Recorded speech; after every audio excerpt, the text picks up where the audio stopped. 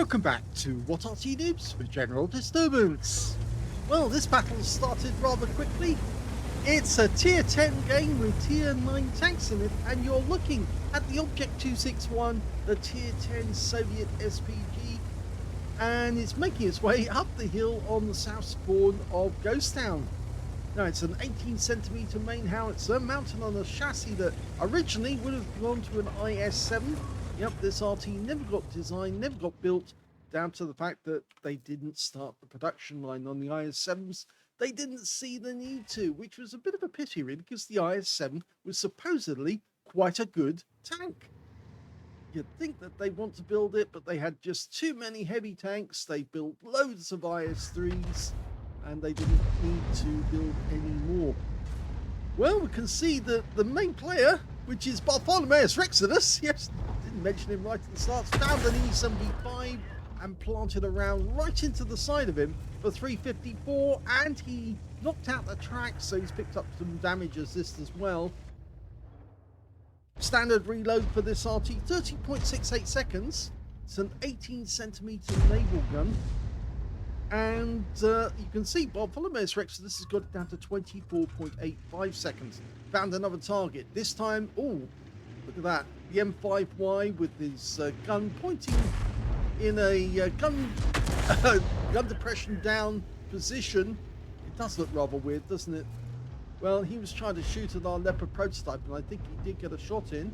But we're now following, I think that was an E50, yes. Entwicklung 50 or Fumsieg. Okay, there he is again. Pops up. Now he's not showing us much, and now we're loaded. Okay, fires the round in, just behind him. Didn't anticipate that he was actually going to.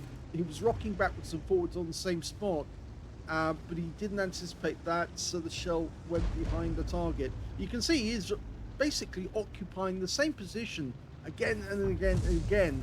And so what you do is you aim for that spot, because if he keeps occupying it again, you should be able to get a connection. Okay, rounds out. That's better. Right on the side of the turret this time. 236 hit points, and we've got stunned. No stun assist yet. Well, that's mainly down to the fact that our opposite number, the E50M, is actually a bit of distance away, and so he's not going to be able to give us any stun assist for a while. But you've got to take the targets as they present themselves, so even if you can't get any stun assist off a target and it's a perfect shot, go for it. I always like to think that the moment I'm loaded, I've got a target I can go for straight away. T-54E1, round south. Direct hit for 88. You can see there's another tank, an E3 behind him, and they're not going to stay in that corner. They're going to want to push forward, and so they are going to present themselves as a target sooner or later.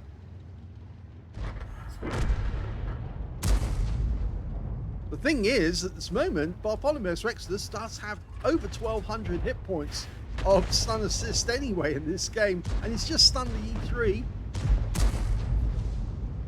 So he is already on a good course to getting a good result at the end of the game.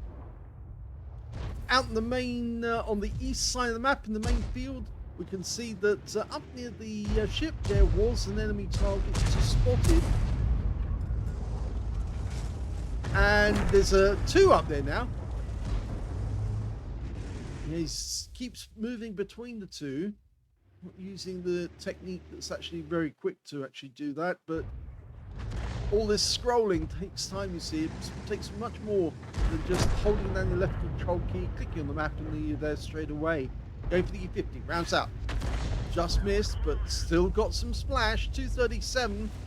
The unfortunate thing is the only tank near us is a CC1 Mark II up on the hill, and so BertholomaeusRexodus has decided the smart thing to do is actually get away from there, because effectively he's just too close to the enemy in the sense the enemy's going to be getting much closer to that CC1 Mark II, and he's repositioning himself again, expecting the E50 and the M5Y to actually make their way in his direction.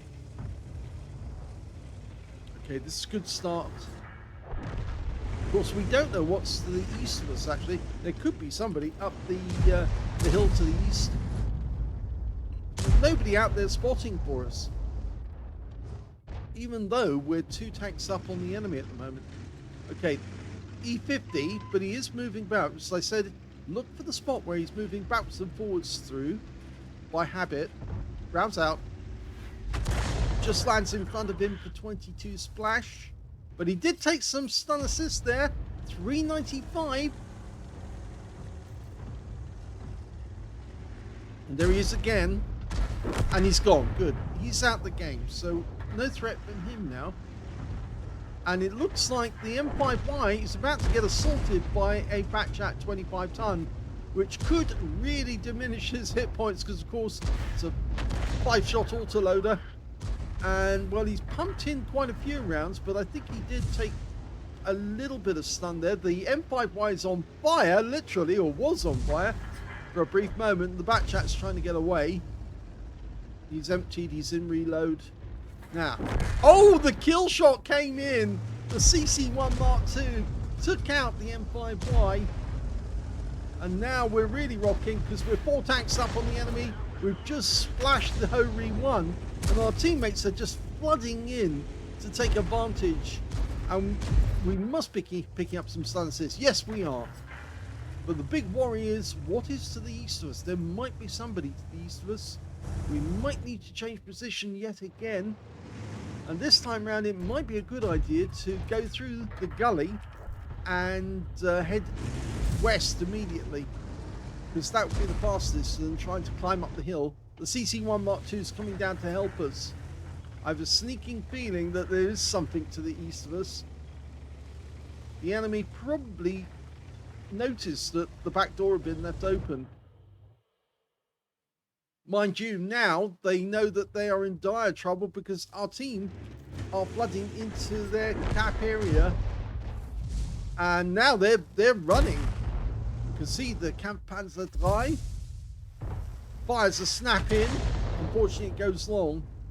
So that went way long. In fact, because the rescue was so big, it actually hit the ship, not the target. I don't think we need to worry about the guys heading south. I think the enemy are now going to be occupying those bushes, desperately trying to fend off everyone. There's a Jagdtiger. We're loaded. Lined up. Rounds out. Looks good. Yes. He got some... and he's getting stun assist. 280 actual damage. Stun assist as well. Now up to 3k of stun assist.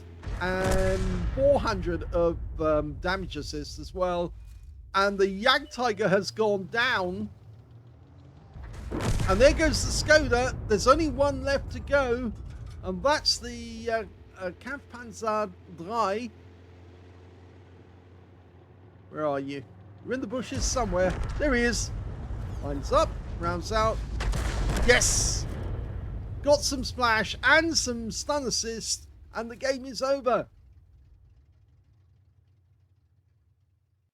Here's the end of battle results, and that was an ace tanker game for BertholomaeusRexodus in the Object 261. He managed to get a Bruiser medal as well for getting at least 5 critical hits. In fact, he got 9.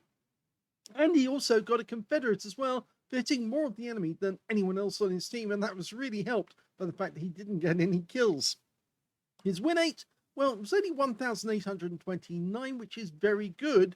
But, of course, again, the fact is he wasn't going for actual damage. He was going for stun assist.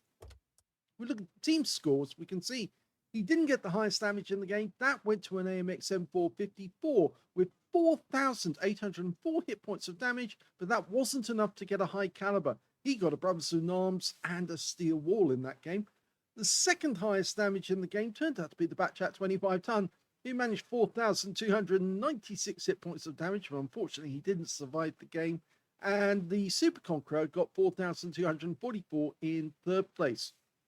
When it came to BertholomaeusRexodus, he got 2,350 hit points of damage. So we can see that there were 3 players on the enemy team who managed to get more damage than he did. And there were 5 members on his own team as well. So he was actually in 9th place on damage.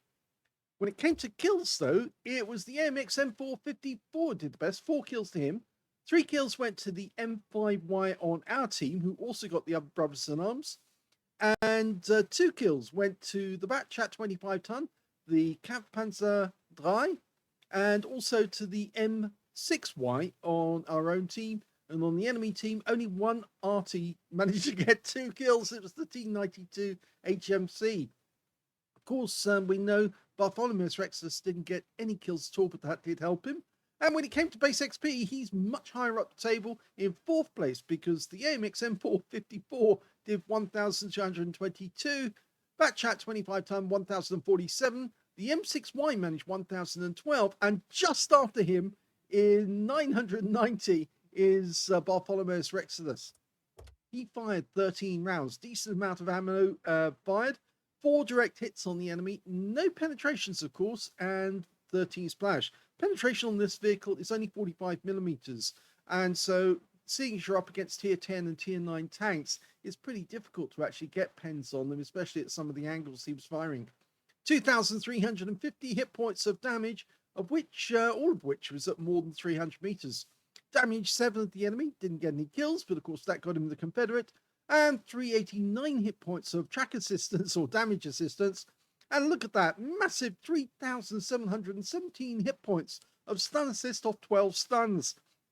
And the combined assist, 4K of a combined assist. So he really was rocking it in that game. He earned 34,450 credits profit from the game, 5 bonds because it was tier 10, and 2,227 experience points. So it does prove yet again, if you want to get an ace tanker, you get loads of stun assists, shoot the tanks that your teammates can shoot at, and then you do get it. But yeah, BertholomaeusRexodus was very, very good in this game. He was hitting targets which his teammates were able to get damage on. If you enjoyed that replay, please give this video a like, do subscribe to our channel, leave a little comment down below because it feeds the algorithm. And thank you for watching.